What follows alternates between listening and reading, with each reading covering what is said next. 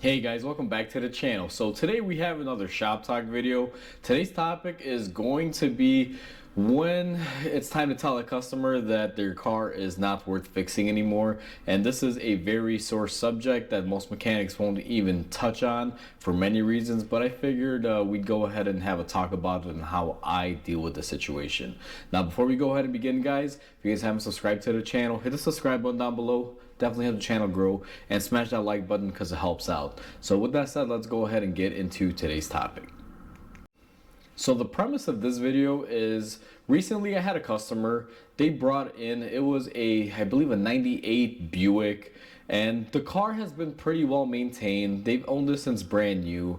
However, the car was starting to have some subframe rust. The brake lines were rotted out. It needed wheel bearings. It needed some maintenance items. It had a few oil leaks and things of such.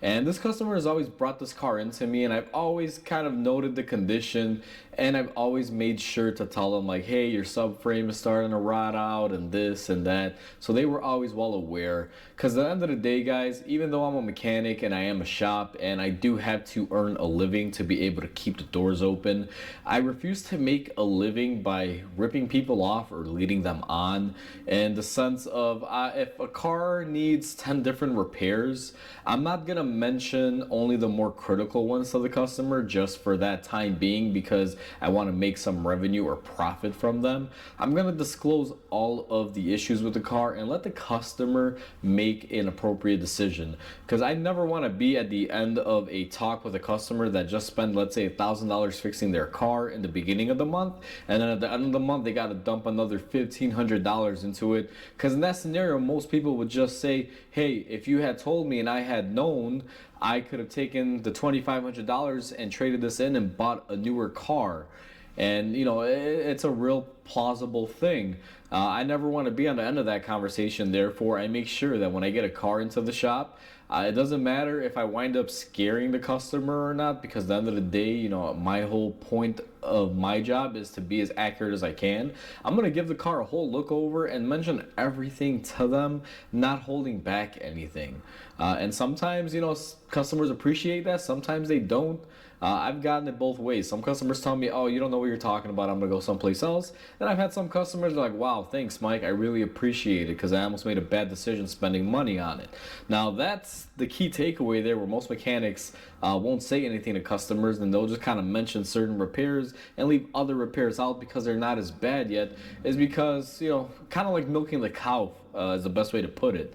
They don't want to disclose all the repairs because they figure, hey, as long as this car is older and it's going to break in, it's going to keep coming in, we're going to keep making money. So they might find that the car needs, let's say, $3,000 in repairs. They might only disclose $1,000 of those repairs to the customer, the ones that are more immediate, and say, hey, you need to do this and this. And then the next month it comes in for another repair and another, and continuing depending on how they choose to deal with it. It's sad to say, but some shops are like that, guys. They're not brutally honest with people, and those are the shops that just don't really care. However, like I said, I don't want to be on the end of that, because I've seen scenarios where cars need $3,000 to fix, and I've told the customer, hey, you know what, I think it's going to be overweighing the value of the car, which is not really my call, but I try to be upfront with people. And some of them have said, hey, you know what, thank you, I appreciate it. I'm going to go ahead and look into another car. And they wind up just paying me for an inspection, and they go get another car, and I build a loyal customer that comes back with that new car and keeps me, running and up and running for a while now. Sometimes it's a brand new car and there's not a whole lot of repairs to do to it, just maintenance items. But either way, guys, I'm maintaining that customer, I'm taking care of that customer, and they're coming back because they trust me and, like how I operate. And the other spectrum of that is I've also had the same scenario where I tell someone, hey, you know what, your car needs $3,000 of repairs. It needs all this work. And they say, hey, you know what, thank you, I appreciate you telling me, but we're going to go ahead and fix it because right now this is what I want to keep running on the road.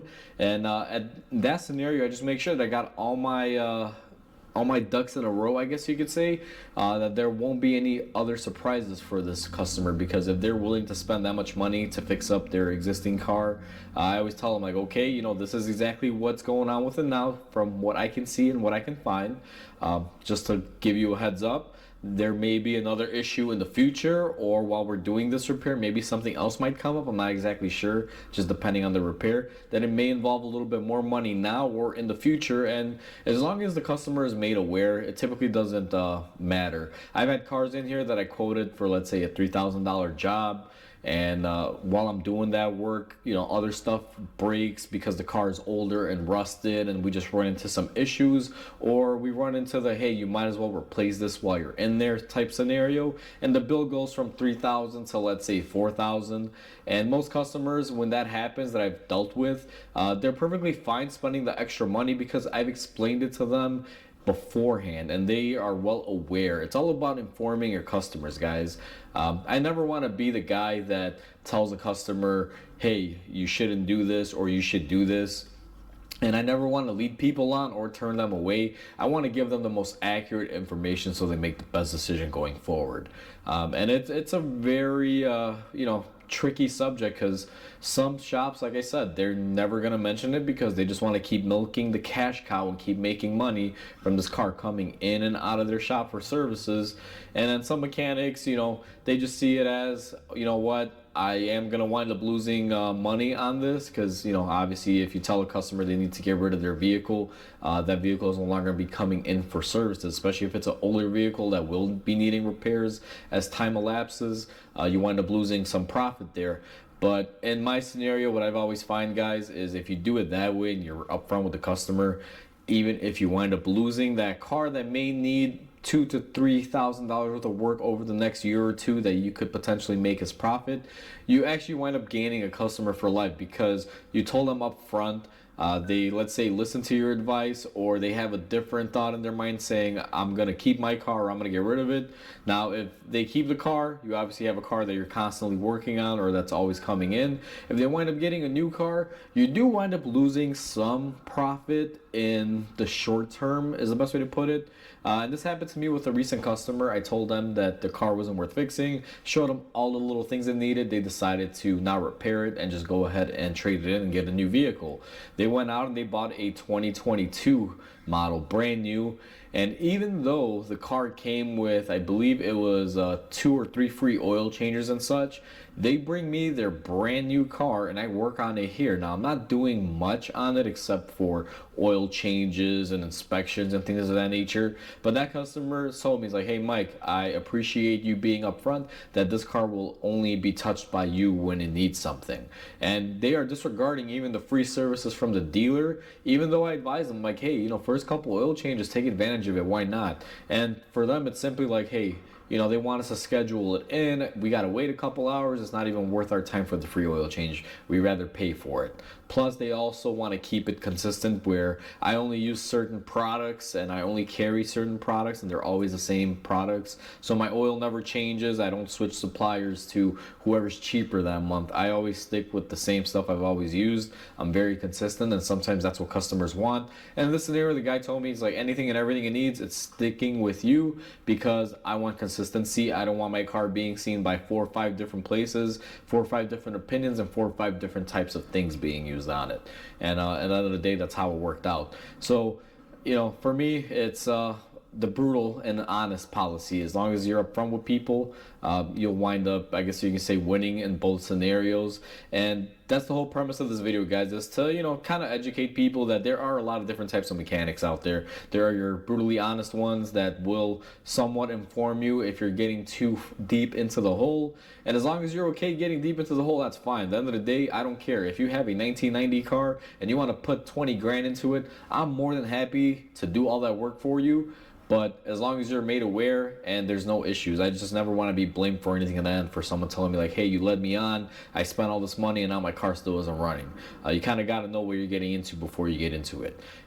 So in that scenario, I don't mind that. But also, I'm never going to lead someone in and have them put $10,000 in a car that's now even worth $3,000. And then at the end of the day, they're always going to be dumping money into it. They're always going to be informed. So hopefully you guys enjoyed this video. I just wanted to, kind of make this video really quick to educate people and share my experiences on it. I would love to hear from you guys out there, because I know people that view my channel, a lot of you guys do fix your own cars, but I'm sure you're also going to service shops here and there. And I want to take your opinion and your take on how your mechanic is like. So with that said, guys, hopefully you guys enjoyed. Please comment, like, and subscribe, because it definitely helps the channel out. Hope you guys have a wonderful day, and I'll catch you guys on the next video.